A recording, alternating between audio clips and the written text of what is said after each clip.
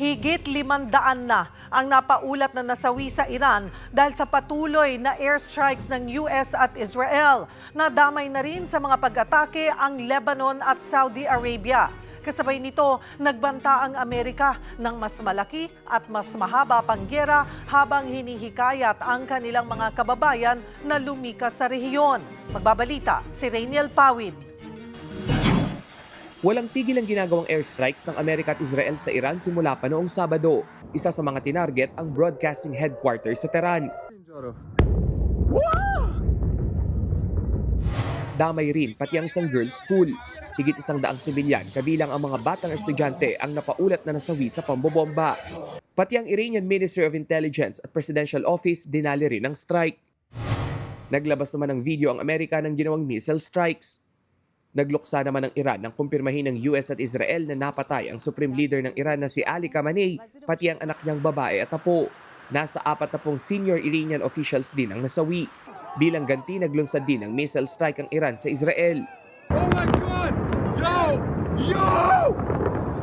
Yo! Yo! No way! Maging sa iba pang mga bansa sa Middle East.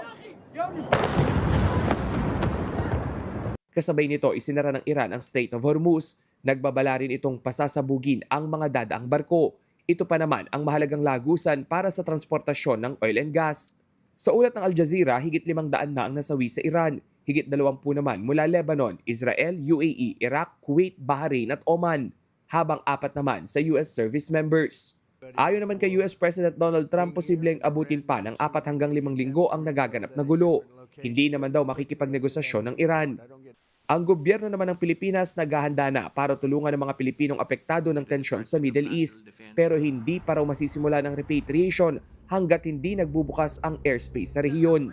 Kung sarado sa ngayon ng UAE, we will make sure to be there, our augmentation teams, in the areas surrounding kung saan pwedeng sumalubong at pumasok at the right time. Again, timing is everything at this stage. Kaya hindi po tayo muna manghimasok sa protocols ng host countries. Para sa 1PH Rainiel Pawid, News 5.